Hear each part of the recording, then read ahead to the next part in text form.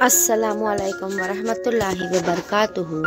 जनाब बाबू भाई सोपारी वाला गर्ल्स प्राइमरी स्कूल, कक्षा 8,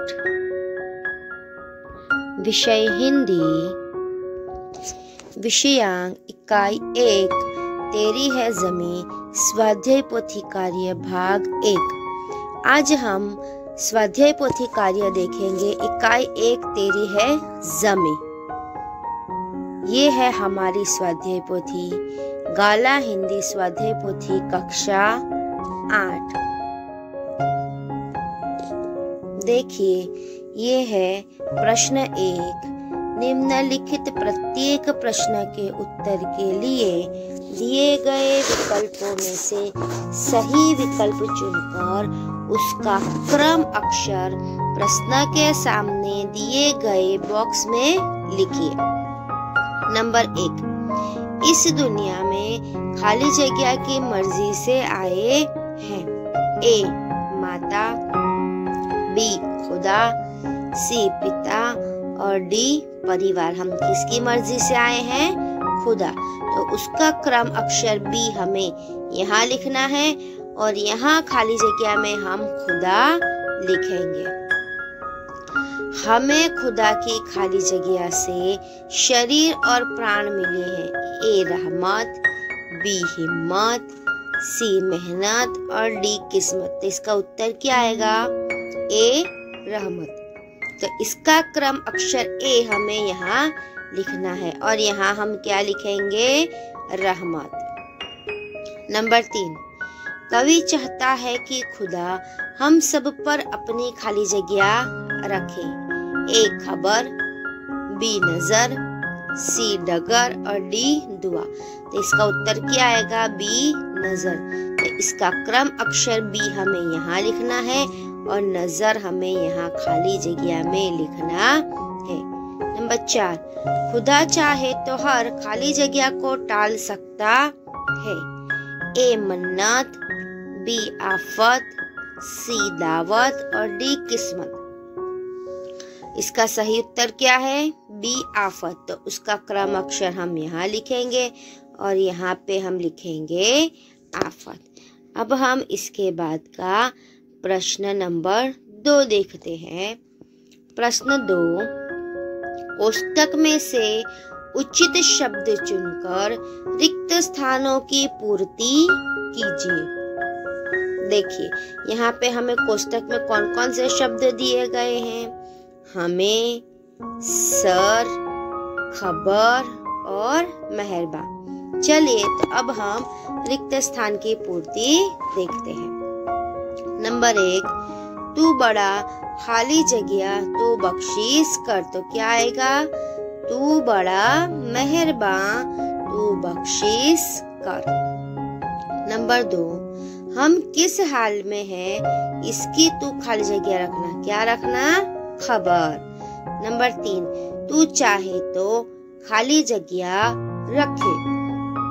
हमें, तू चाहे तो हमें रखे। नंबर 4, तेरे आगे झुका के खाली जगह हम खड़े हैं। तेरे आगे झुका के सर हम खड़े हैं। तो चलिए, अब हम इसके बाद का प्रश्न नंबर 3 देखते हैं।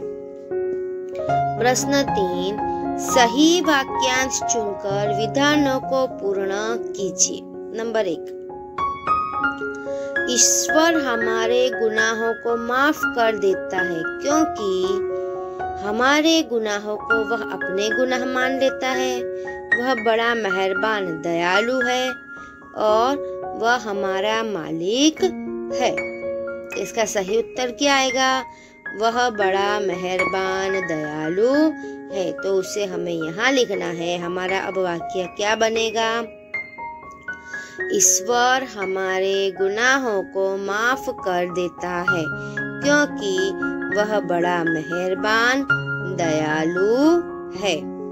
आगे नंबर 2, हम ईश्वर के सामने सिर झुकाकर खड़े हैं क्योंकि ऐसा न करने पर वह हमें सजा देगा।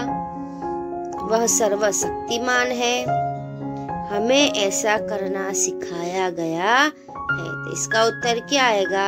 ब, वह सर्वशक्तिमान है। तो अब हमारा वाक्य क्या बनेगा?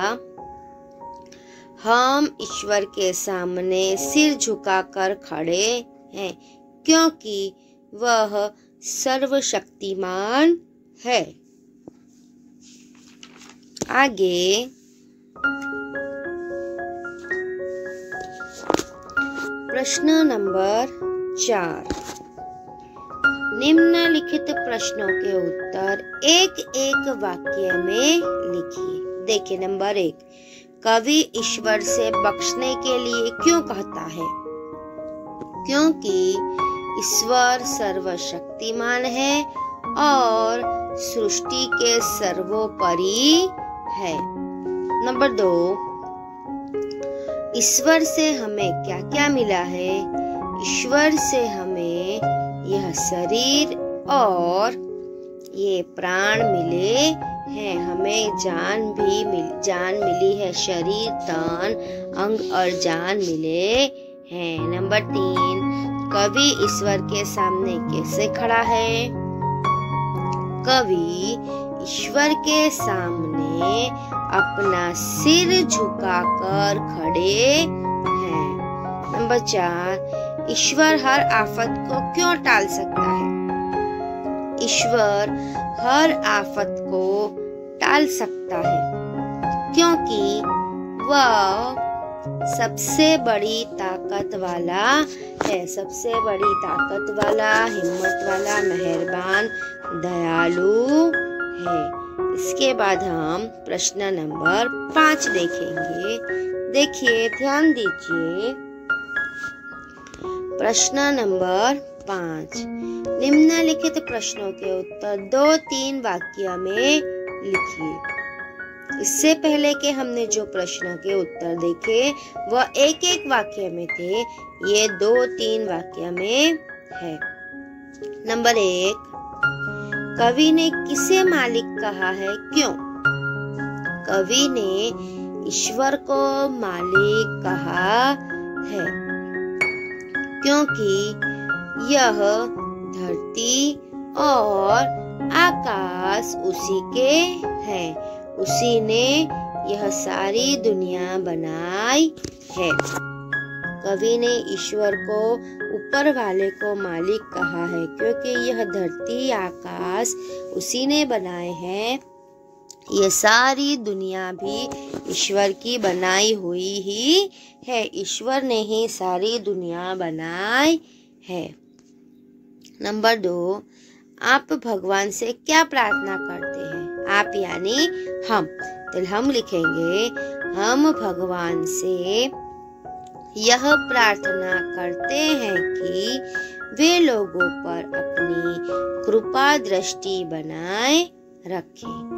लोग किस हालत में हैं, इसकी वे हमेशा खबर लेते रहें। हम ऊपर वाले से, भगवान से, ईश्वर से, अल्लाह से यही प्रार्थना करते हैं, यही दुआ करते हैं कि वे अपनी कृपा दृष्टि, रहम नजर हम पर बनाए रखें और हम किस हालत में हैं, हम अच्छी बुरी जो भी हालत में हैं, वो हमारा ख्याल रखें और हमारी खबर लेते रहें। प्रश्न नंबर 3, भिन्न भिन्न धर्म के लोग प्रार्थना करने के लिए कहाँ जाते हैं?